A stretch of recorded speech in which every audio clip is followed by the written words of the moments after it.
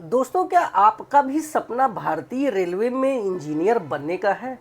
तो आपकी जानकारी के लिए बता दूं कि इसकी वैकेंसी आ गई है। टोटल वैकेंसी 2569 रहने वाली है।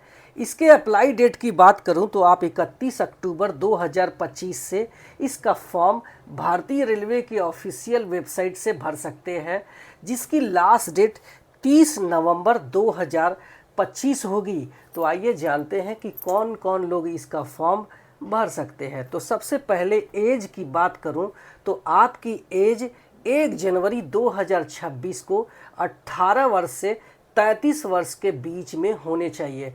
SC ST में आते हैं तो 5 वर्ष, OBC में आते हैं तो 3 वर्ष की ओवर एज में छूट मिल जाएगी। क्वालिफिकेशन को डिटेल में समझ लेना।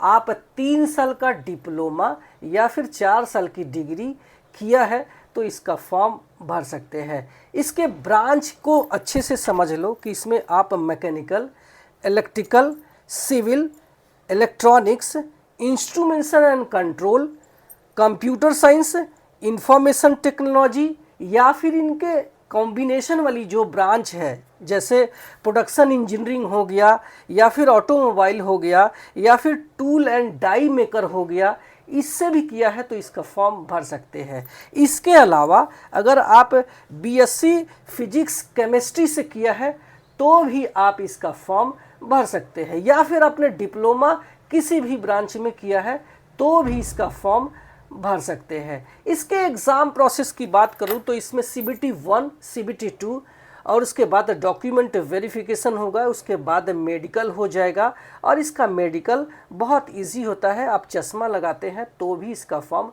भर सकते हैं। मेडिकल के बाद आपकी ज्वाइनिंग हो जाएगी।